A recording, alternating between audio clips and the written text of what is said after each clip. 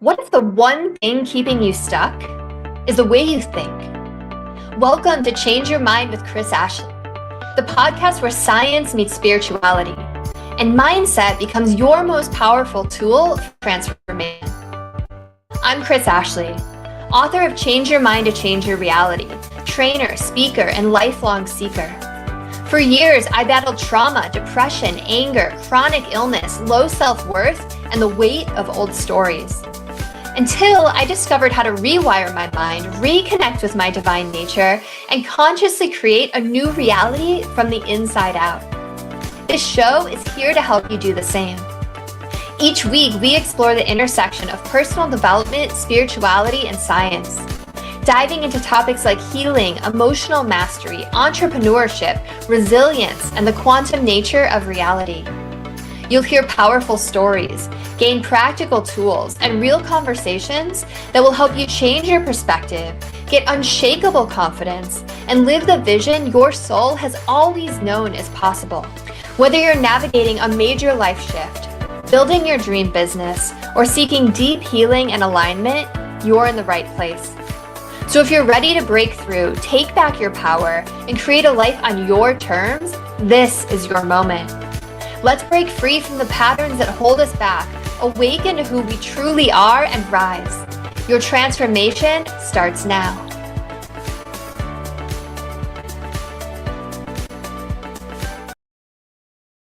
Everyone, welcome back to the Change Your Mind podcast, where we explore personal development, spirituality, and science. I'm your host, Chris Ashley.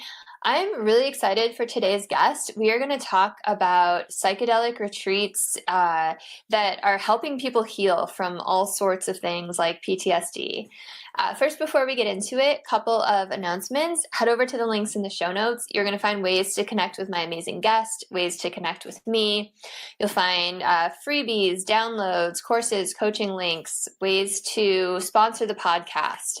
You'll find a link to my book, Change Your Mind to Change Your Reality. It was endorsed by 3 people from the film The Secret. It was endorsed by John Gray, who wrote Men Are From Mars, Women Are From Venus, Anita Morjani, who wrote Dying to Be Me, so check it out. And as always, this podcast is part of the Los Angeles Tribune Podcast Network. We are doing massive things in personal development. We have amazing retreats, we're going to talk about retreats today. We have amazing events about once a month. I was just on stage with Les Brown, Dr. Joe Vitale, Jim Quick, Joseph McClendon. So we have amazing things going on, incredible podcasts in the network. Come check us out. All right, I'm excited to have Neil Markey with me. So Neil Markey is the co-founder and CEO of Beckley Retreats, the world's only psychedelics retreat program backed by 25 years of scientific research and an ecosystem of expertise that honors global wisdom traditions. A former captain in the U.S. Army Special Operations 2nd Ranger Battalion, Neil served in Iraq and Afghanistan before studying at Columbia University, where he struggled with depression and PTSD. This led him to explore mindfulness and psychedelics as part of his healing journey. Prior to Beckley, he was Chief Growth Officer for a $450 million private equity portfolio company and a consultant at McKinsey Company. Neil believes in the synergy between science and spirituality, which is kind of what my podcast is about. So welcome, Neil. I'm excited to have you here. Thank you for having me. Yeah, it's, I think, a good fit. I love this day and age where science is backing up what mysticism and spirituality has been saying for eons. It's so exciting. Right? I know it's an amazing time to be alive, and we're realizing that, yeah, the mystics have been onto something for quite some time. Totally. So I always start my show off the same way by asking my guests what their origin story is. And I know I kind of covered a little bit of it in your bio, but I'd love for you to just give me an idea of what led you to open this company. What was your own journey with psychedelics like? Yeah. Well, thank you for having me on. I was studying math at University of Maryland, and then September 11th happened. And I ended up joining the officer program thinking I was doing the right thing. I wanted to help. And I went in as a lieutenant and then ended up in Iraq. By the time I got to Iraq, went through school and training and then got to my unit and then deployed. We had learned that this whole weapons of mass destruction thing was not accurate. And so it was really a challenging time to be there. And then I got a chance to go be part of a special operations unit called the Ranger Regiment. Went to Afghanistan twice with them. And part of me loved it. It was super adventurous, and I really looked up to the guys that I was serving with. And now looking back, it was just wildly traumatic. You know, I mean, I think everybody in the entire unit had some level of PTSD, some worse, some worse than others. And then I was just burnt out, and I got out in 2012 and went to grad school, and then by some measures was doing okay professionally. Like I was at a good school and was showing up in some ways, but then was also really struggling, was having trouble in my relationships. I was having trouble sleeping. I was having some anger issues, and I cycled through a bunch of different traditional approaches, SSRIs, anti-anxiety medications, sleeping pills, and didn't have a whole lot of benefit. And then the thing that was pivotal for me was meditation. I got introduced to meditation. I just knew I needed it and had the discipline to just sit. And then through that network, had the chance to have some professionally facilitated psychedelic experiences. And it felt like they were almost accelerating what I was trying to do with meditation in some ways, or enhancing that. And yeah, that was 13 years ago. And that was kind of the beginning of me trying this different way of being. And then between now and then, I mean, there was a bit of a corporate stint and a bunch of other things, but that was kind of the beginning of it, was that transition. Rock bottom, if you will. You know, there's that Rumi quote, when you're on your knees is a good time to pray. You know, a lot of clarity when you're begging for things to change. Yeah, and you're like reaching for something. Thank you for sharing that. I feel like war is one of those things where it's like everyone understands that there's like how could a human being go through that and not come out traumatized? And we've all seen war movies, but it's like I don't think anyone could actually understand unless they've gone through that experience. So I can't even imagine how traumatic that was for you. And just really quickly, like, what was the vibe in your unit? Like once you guys realized that the weapons of mass destruction thing wasn't really a thing? Well, when I was in the regular army and I was in Iraq, it was, I don't know, it was really disheartening. I mean, everybody was kind of agreeing to just show up and fake it, because you had to show up for your, what were now friends and coworkers. And as a leader, you know, you're responsible for the people that, you know, are under your command. And so you have to inspire them and tell them that they're doing something of meaning. But yeah, you have this reality in the background, which was, we probably made the worst foreign policy decision in American history. And now we're in the midst of this like incredible mess of civil war. And so it was sad, you know, it was really sad. It was really, it felt meaningless. And then when I was in the Rangers, that was in some ways easier to get on board with, because it was a more precise mission. We were going after very specific individuals.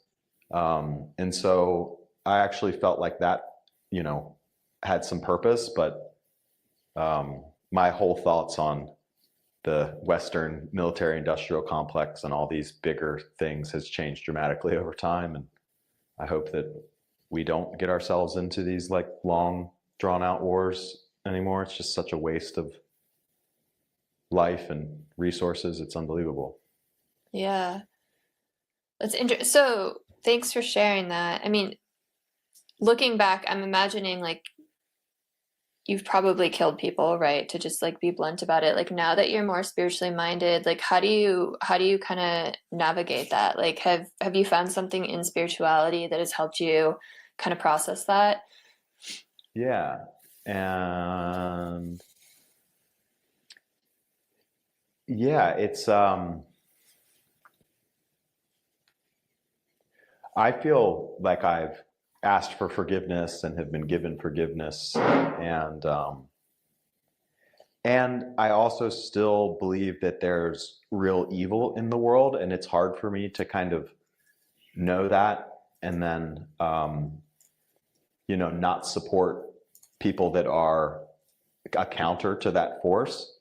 I guess I just know for me, I don't want to do it in my life for the rest of my life. Like, I don't want to be involved in it. That's like a personal decision. Yeah. But yeah, it's tough. I mean, like, there's what's the Bible? What did Jesus say? If you get struck on the cheek, you give the other cheek. But then there's a point to where you don't.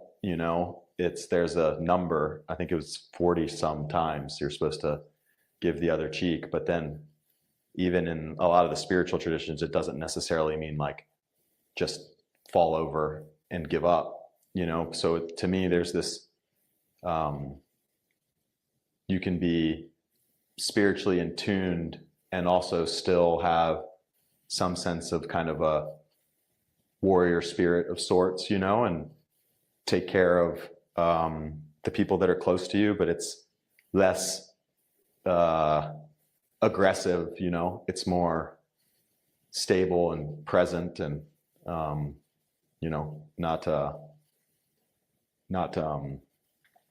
not seeking to prove something. Yeah. And I hope when you were going around forgiving everyone else and asking for forgiveness, you forgave yourself too, because that's a really big component of it. Absolutely. Yeah.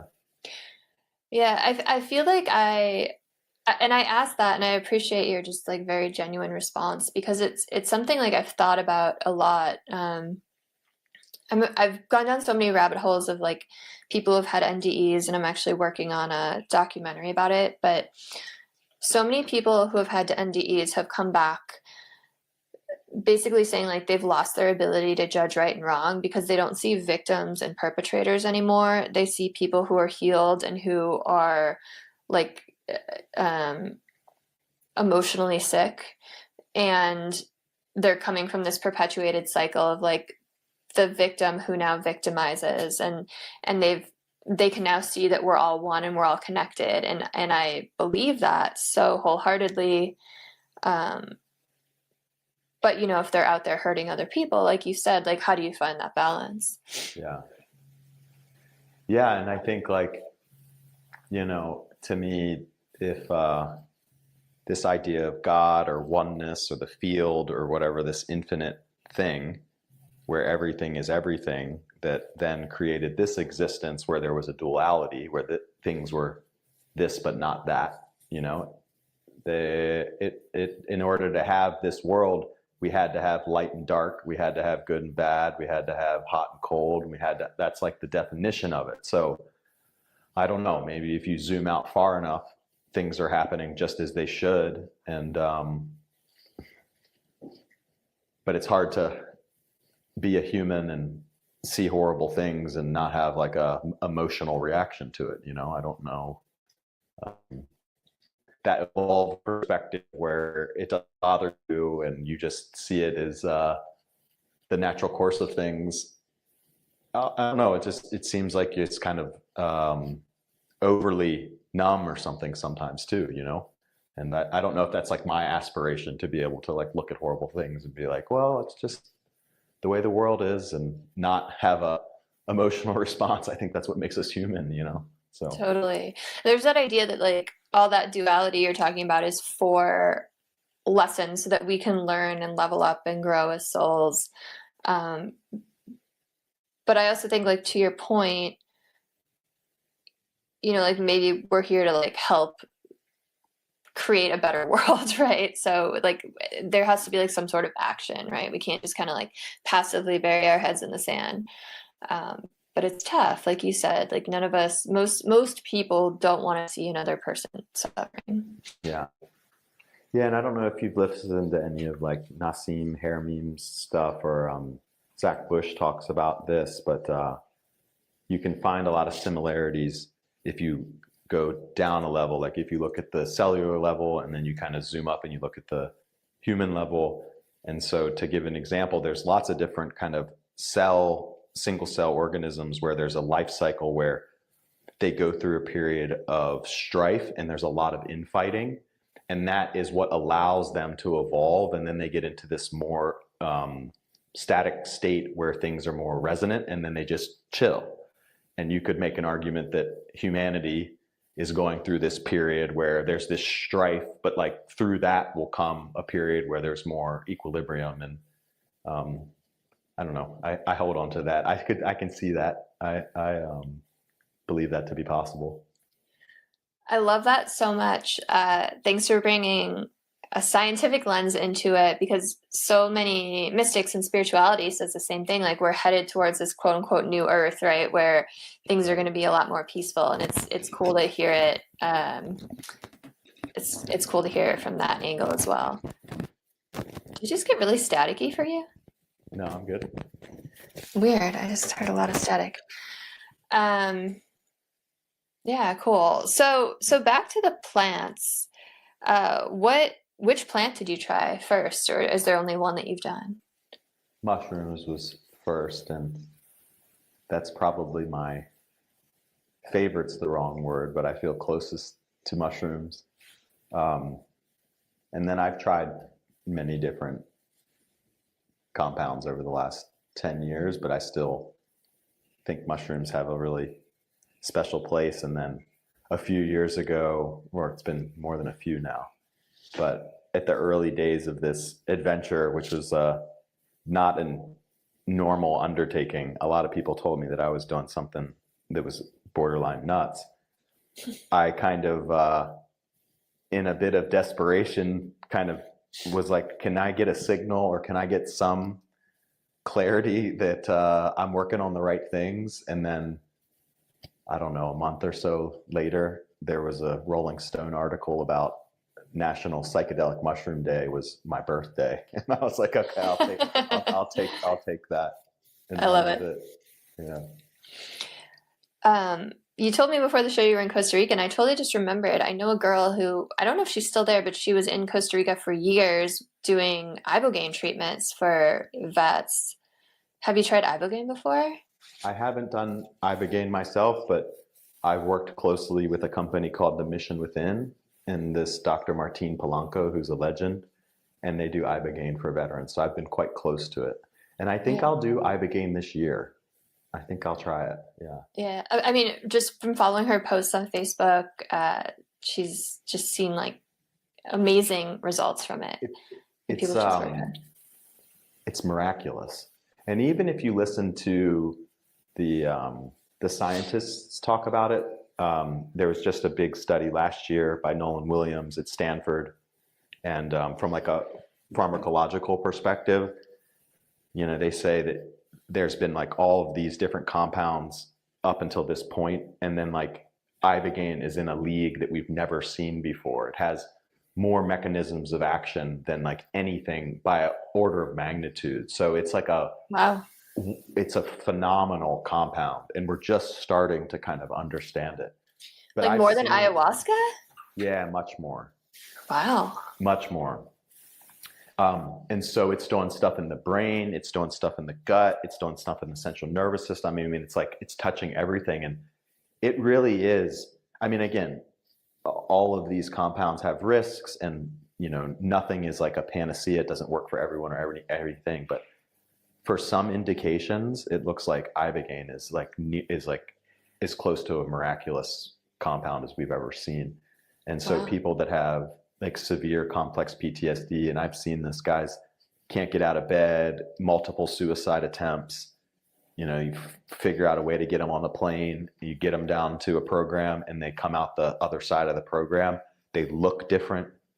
There's been guys that like, because of the inflammation in the body and all these things are interlinked, like couldn't touch their toes, and then after 1 week can easily touch their toes. Like the body has literally released, and they go back home and love on their kids and their wife like they're a whole different person. It's unbelievable, it really is. So it's exciting to see that there's more openness to it, and this opioid use disorder. I mean, my God, what a tragedy in the States, and it looks like it's really beneficial for severe addiction too. Wow. So yeah, it's encouraging. That's amazing. What is ibogaine exactly? I don't even know like what plant it comes from. It comes from a root that grows in Africa. And so it's part of a few different tribes' indigenous spiritual traditions. And they've used it for thousands of years as a way to connect spiritually and heal the warriors. And so, yeah, it's a pretty magical plant. And so then that's the iboga plant. And then if it's synthesized in a certain way, then you can make ibogaine, which is like a more sterile version. Like just like how you can take a mushroom, you can synthesize out the psilocybin and give someone just psilocybin. You can do that with iboga and make ibogaine. That's really interesting. Yeah, that's cool. It makes you wonder, like, who was the first person to try these things, right? Or is it just Right? like, I don't know, it's just like passed down through wisdom. Okay, so let's talk about your first mushroom experience. Did you just do it by yourself? Did you do it with some sort of healer, like in a ceremony? What was it? It was with a facilitator, and it was kind of the clinical trial approach, although it was on the underground. So it was in a room on a bed with a blindfold and headphones, and it was a lot of Enya music. And so I always will always have a very special place in my heart for Enya. But yeah, that was the first one. That's so fun. So my special place with Enya is when I was in high school, we had to like do swimming, which we all hated, as like part of our gym class. And then once a week, they would turn all the lights off in the like swimming pool area and let us like float, and they would blast Enya, and it was like the best thing ever. Yeah. So I would be like, oh, I have my period every day except for like that day, and like get out of swim, but like loved that. Yeah. Gotta love Enya. So was it like, what was so transformative about that first experience with mushrooms? Yeah.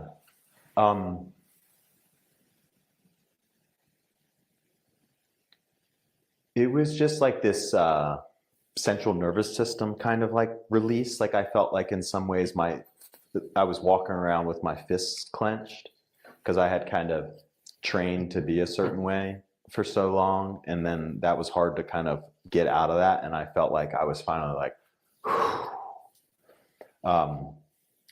and so I felt that. And then not in that first mushroom experience, but in ones later, I realized that, so I was quite fortunate, like in the spectrum of like military experiences. I was an officer, and when I was in the Rangers, I was more on like the planning side. So I was a little bit removed from like the worst of it, but was still in like these units where it was quite intense. And I realized that part of what was still causing me some like issue where I was having symptoms was we would get rocketed at night. And so you would be asleep, and then all of a sudden you would wake up to these explosions, and you would have to quickly like grab your rifle and grab your boots and get out of your little bunk and go get into a bunker. And it was just like and I saw in one of the sessions that like there was something for me that was specific around the risk of being asleep and being attacked. And I was able to see that. It wasn't as much like the stuff that was happening and I was around when I was awake. Like my body was ready for that. I was aware, but something was pretty deep. And when I was like in a vulnerable position and then woke up to, life-threatening things. And just the awareness of that then kind of allowed it to shift a little bit, and me to be able to be like, when I'm in bed, be like, okay, I'm in the United States. I'm not going to get bombed. It's like I can actually like allow my body to not be in this reactive mode. So I think for many, it's kind of, you get this insight into where the trauma lies, and like it'll kind of come up to the surface again. And then if it's properly facilitated and you're working with someone that can help you navigate it, then you can kind of develop a little bit different relationship with it. You can kind of meet it and accept it and thank it for, the benefit that it did provide, but then, let it be. And you don't need to carry it anymore. And those things with just talk therapy and kind of regular approaches, they can be really hard to figure out exactly where it is or like where it's stuck. But these experiences have some way, we don't really understand the mechanics, but like some way of bringing these things to the surface. And then there's some potential there. That's really fascinating. And I can't even imagine, you probably like didn't allow yourself to go into like a deep sleep. And it's like sleep is so restorative. Like you connect back with source, right? While you're asleep. 100%. And so I'm sure like there was like some sort of like tether kind of broken off there. Like that's such a like integral part of life, right? Yeah. All these symptoms, like people that have PTSD, TBI, if you go and look at their sleep, you're seeing it in their sleep, And I think, like you said, there's a bit of a reinforcing loop there. But, if you're not getting that like deep restorative sleep, and I agree with you, connecting back to source in some way, then it just makes everything worse, Yeah. And it's really hard to kind of break that cycle.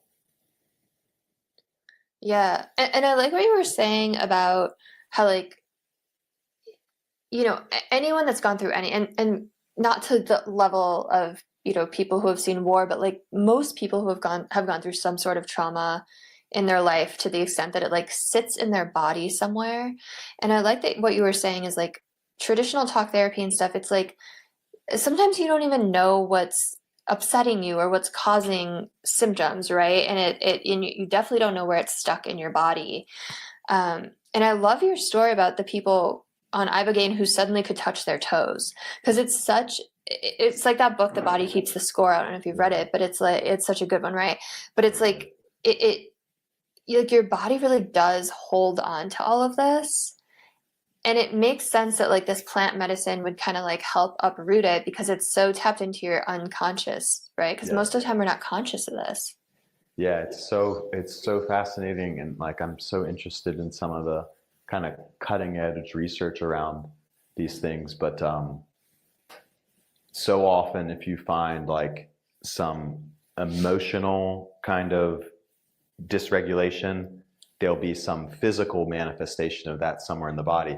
And you'll see it show up as like gut fungus or bacterial overgrowth or inflammation, right? And so you can, it's a loop, So I think like if you look at this, the biofield research, which is so fascinating, is below the atomic level, there's a level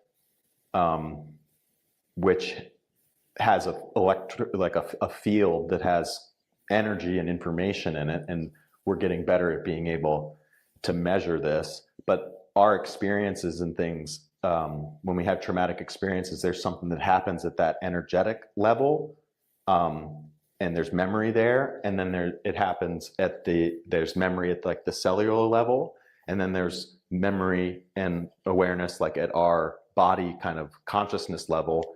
And there's different techniques and different interventions, and you have to kind of treat all those different levels because they all are loops. They all inform each other, And so if you're just at the human consciousness level, you're getting at one part of it, but there's actually stuff that's like down in the tissues. And then arguably there's stuff that's even one level below that's at this like field level that we're starting to learn that, okay, you can maybe hit it with some different vibrations, or just through consciousness awareness and being present in some of these different energy modalities like Reiki, and you can get at that level. And if you do all of those things, you can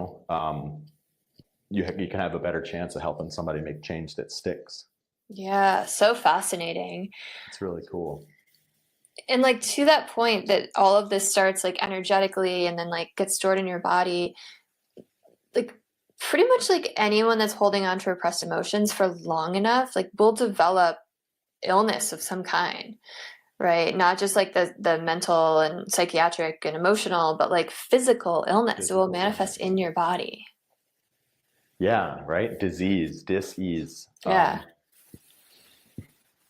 Yeah, but like all these kind of autoimmune diseases, there's I think compelling research that says exactly what you're saying, is that there's some memory or consciousness or awareness that's stuck, that then is coming up through that energetic field into the cellular level and then creating disbalance there, and then that shows up as cancer or inflammation or you name it, oversensitivity.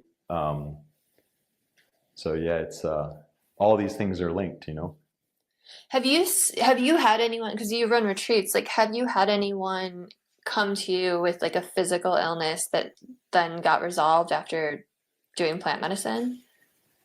Yeah, we've had some, you know, we don't know if it's causal, because it's, you know, you've got to kind of do things in a specific way to say if what we did is the thing that created these changes. But to give an example of something that we had a woman come through a program, and she came for most of our people, the people that come through our programs are coming for personal professional development. Like they're doing okay, they want to become more empathetic, they want to be connected more, these types of things. And so that's why she was there. But then after the program, she went back and got her labs done and had had a kidney condition for 20 some years, and had never been able to get it resolved. And it was her levels were normal.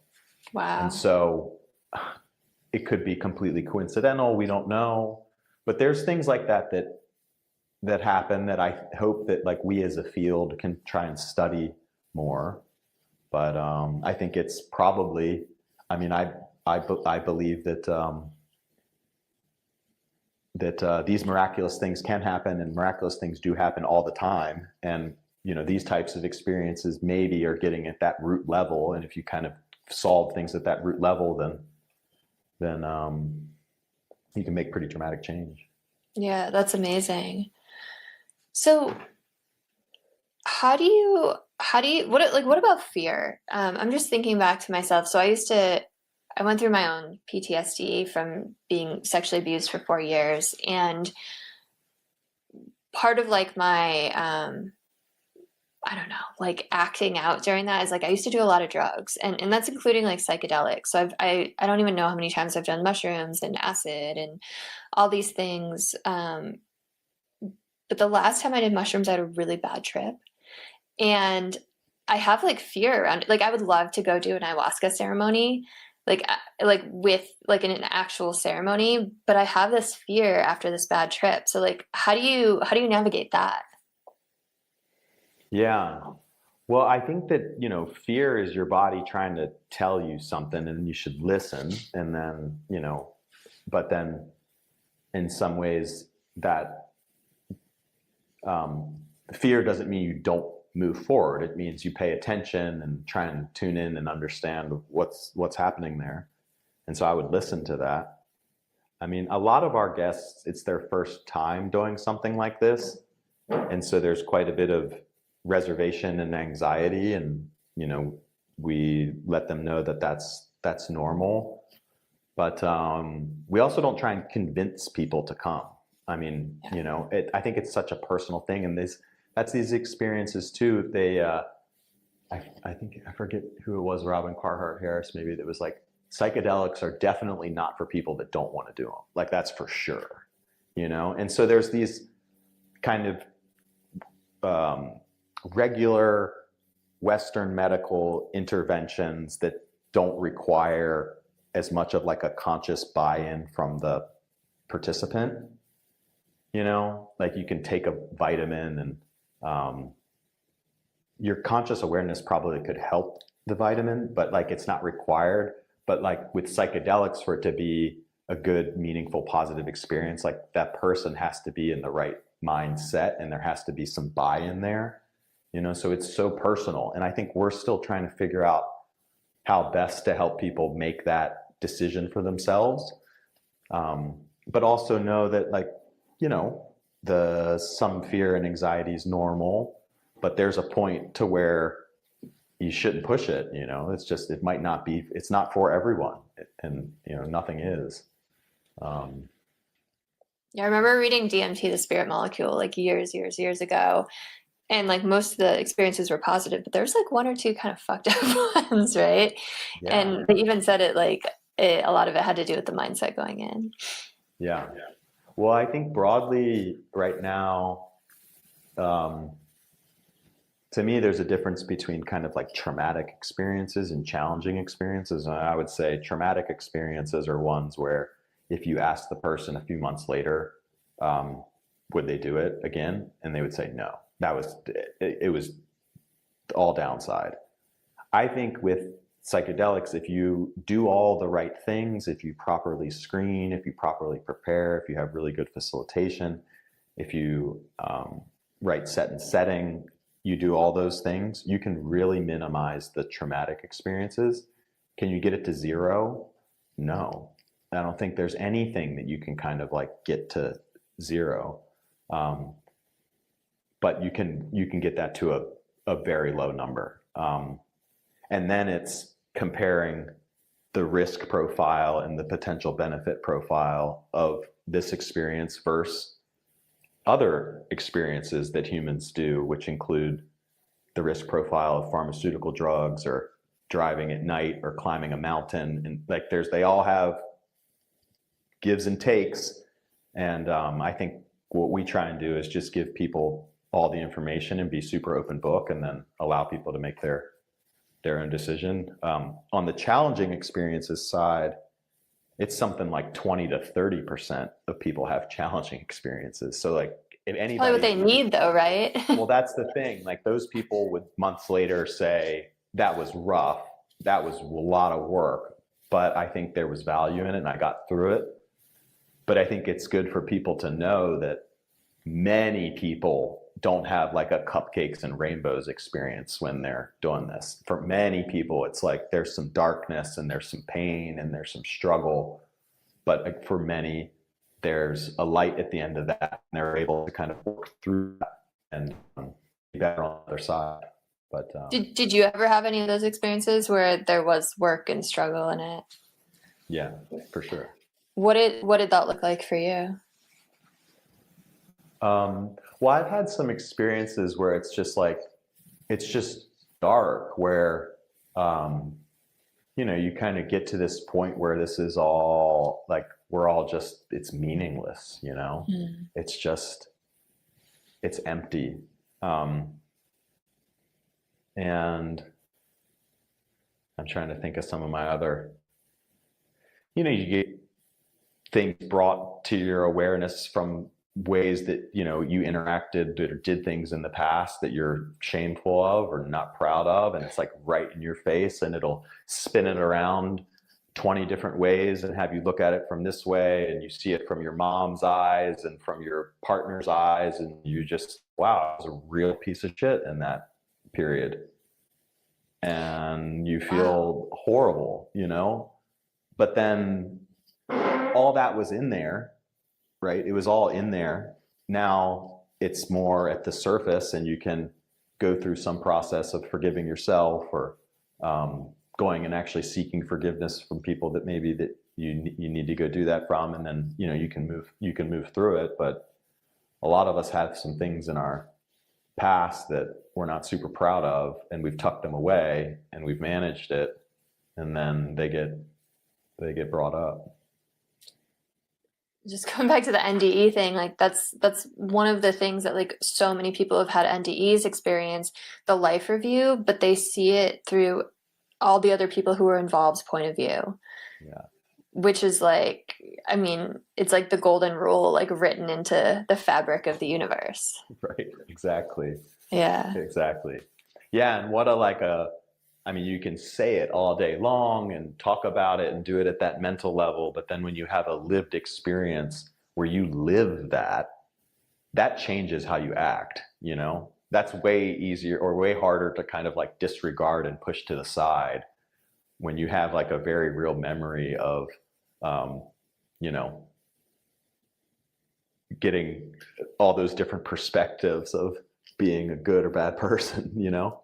So it's such a gift to like be able to then like change in this lifetime, right? Because Yeah. it's like like you said, like we all know how we should treat other people, and we all have treated other people badly, or like whether we are meaning to or not, right? Yeah.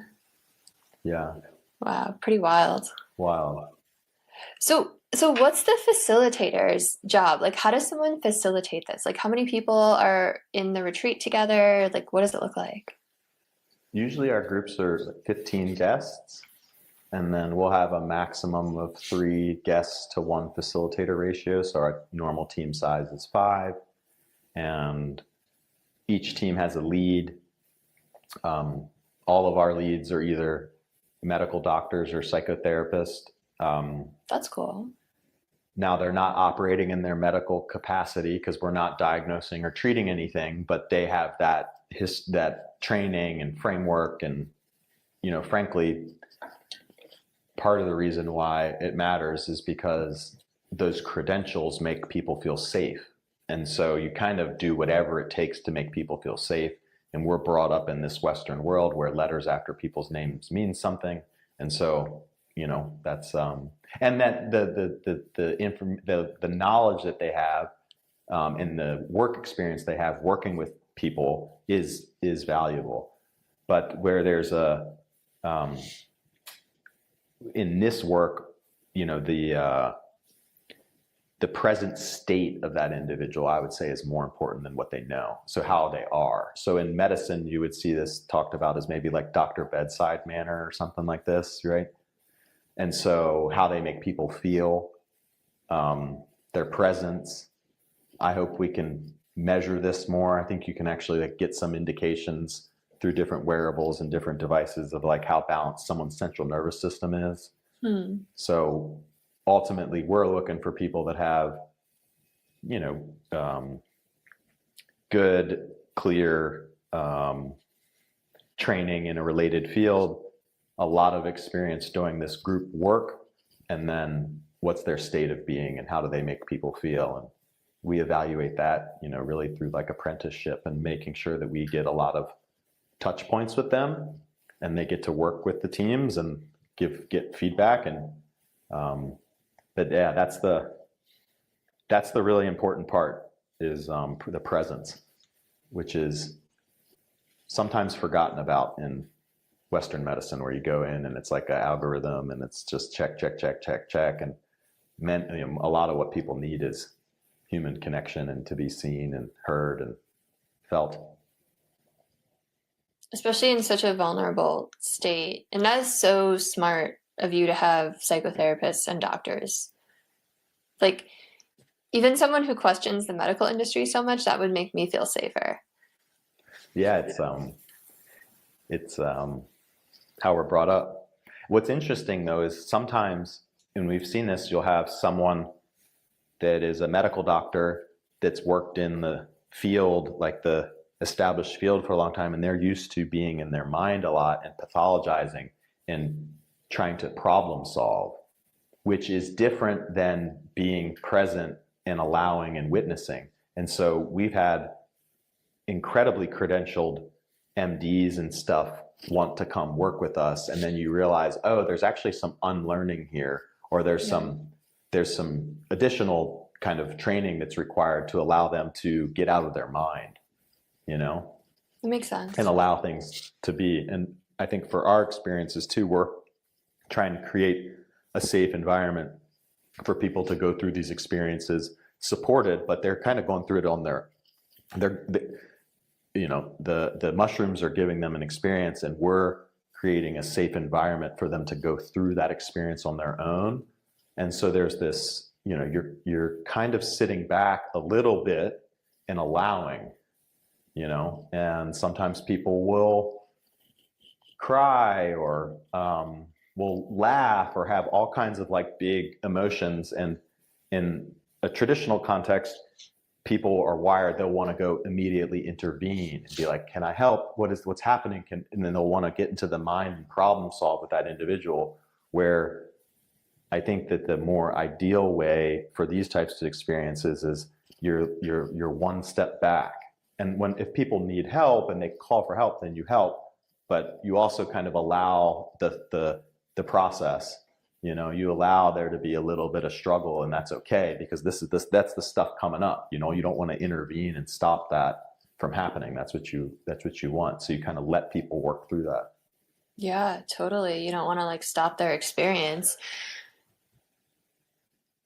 So, I mean, okay, so what's like the dosage? Because I'm wondering, like, I'm just thinking about like all the times I've done mushrooms, like I'm still pretty aware.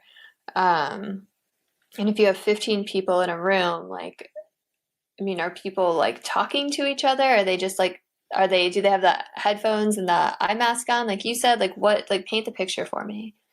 Everybody's in a group, but you have your own kind of arrangement, mat, pillows, and you kind of get comfortable. And then we play live music. And cool. And so it's a really it's different than if you did this in a doctor's office. There's more art to it, I would say. And, so we have musicians and they've all played these songs before, but they're improving. So like if the group is kind of going this way and they want the group to kind of come back this way, they play these songs, and sometimes they'll intentionally sit and let it be silent and you just hear nature. And so, we're encouraging this kind of artistry because we think that it's really valuable. We don't just put on the Johns Hopkins playlist and crank through that. So everybody's having their own personal experience. They'll be moving, or sometimes people are completely silent, but there's a collective experience, like for sure, and we know this to be true. Like HeartMath has done a lot of this research. Like if we're in a room together, your central nervous system's picking up on mine, we're exchanging a ton of information. And so that's happening kind of at even heightened level amongst all these people.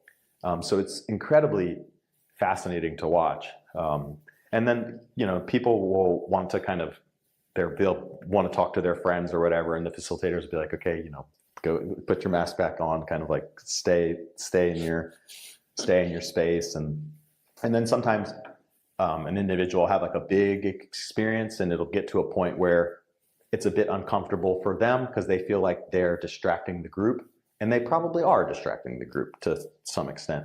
And so we just have, protocols kind of around that, which is generally you have a couple facilitators, take that individual out to an alternate location, like let them be on their own for a minute because they just need to kind of let it go for a while.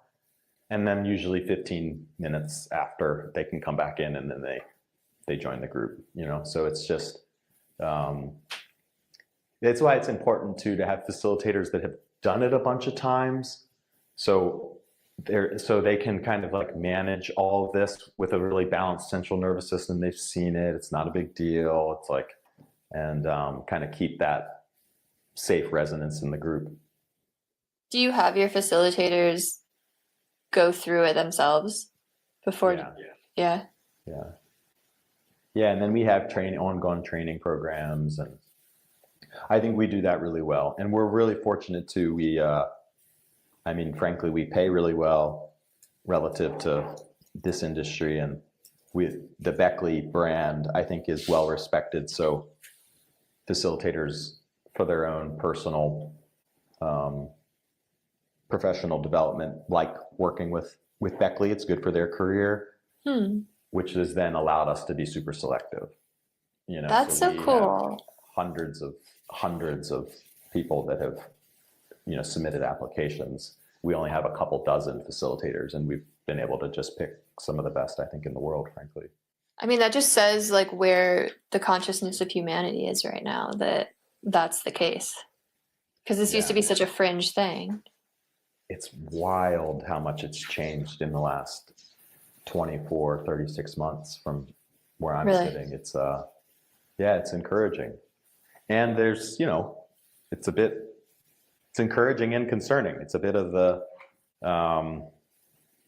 it's new territory. There's a lot of people that are offering these experiences that probably don't have the requisite experience to be doing it, and there's not a central body that is going around and policing all of these individuals and organizations that are doing this, so it's definitely like kind of a buyer beware state right now, like I don't want to be a fear monger because I think, again, relative to a lot of things we do in our normal lives, the risk profile is not wild, but people need to ask a lot of questions because there's risk here, and especially if it's your first time, especially if you think you have like some more, things that have happened that might come up that are on the more significant end of the spectrum.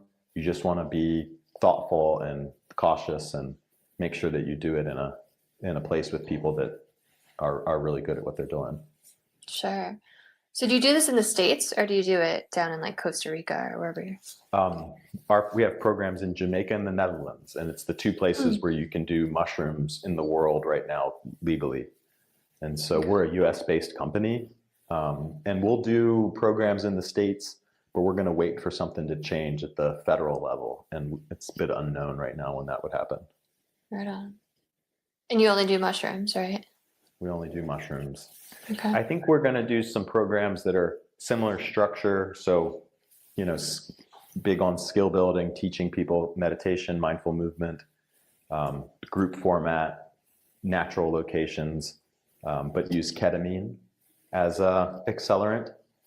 You can do that today in the States legally. So I think we might test some of those programs. I'm actually a fan of ketamine so long as it's done in the right way. I think that the industry's gotten it a bit wrong where you can just go to these centers and you get a ketamine infusion and there's no therapy around it. There's no skill building around it. There's no community around it. There's no nature connectedness around it. And to me, that's,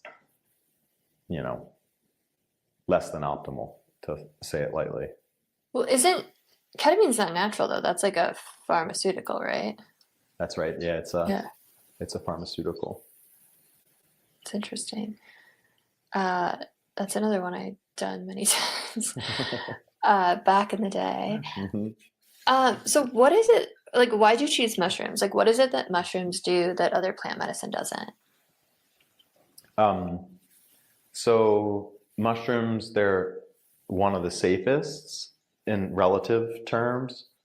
They're some of the most well-researched, so, and they're also one of the most widely used. So when we're trying to make some assumptions around risk profile, we can be more confident because there's literally been like millions of people that have taken them for thousands of years, and so, and then they work. They're generally well tolerated, so ayahuasca, most people get very ill and it's an intense experience. You could make an argument that that's part of it. I don't disagree with that. But for us, in terms of like having an organization that's running these programs regularly and just trying to have something that's manageable and, consistent, mushrooms, the range of possible outcomes are here. Ayahuasca, I would say the range of possible outcomes is here. So it's just like, makes more sense for us. And then there's also, I would say, less conflict around mushrooms, where ayahuasca has more